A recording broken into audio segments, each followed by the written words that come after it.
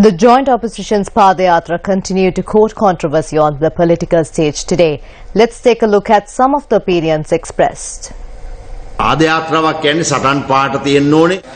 Yathra is a march or procession which should have slogans, and there should be a major protest against the government to exert massive pressure on the government.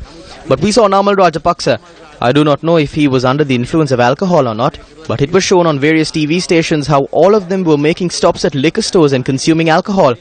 This was how he danced at 5, 6 and 7-star hotels during his era as Prince. But the people of the country could not see all of this. What are they protesting against? Was there any mention of the cost of living? Were there other issues faced by the people spoken of? No, nothing was spoken about. There is a song which speaks of the suffering of samsara. It speaks of how the poor man in the street could be king in the next life. It is about how we must face our karma and how at times the road to be king may disappear. There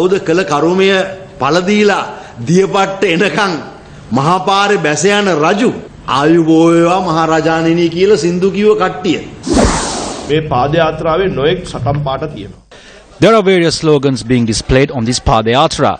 One is the constitutional death trap. We know that there is a need in the country for the establishment of a constitutional assembly to make constitutional amendments or even present a new constitution. Dinesh Gunawardena and Prasanna Ranatunga are in the steering committee, and so are Vasudeva Nanayakara and Pavitra Vanniyarachchi. Then you have Udaya Gammanpila and Sriyani Wijayasekara in the judicial committee. Bandulu Gunawardena is in the financial committee. Then you have Namal Rajapaksa, who is in the committee on law and order. But they go before the country and call it a constitutional death trap. So it is with responsibility that I say at this point of time that this slogan should be considered as one which has been made without any basis.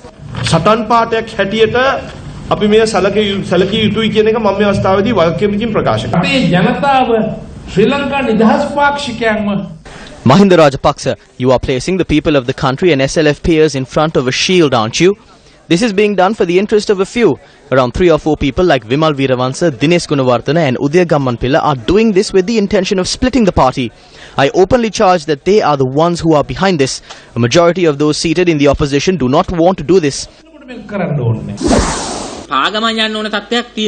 There is a way of going on processions. You have to go on about 100 marches based on the current state of affairs for things like tax burdens, converting education and health services into trade goods, privatization of public enterprises and throwing burdens upon the public.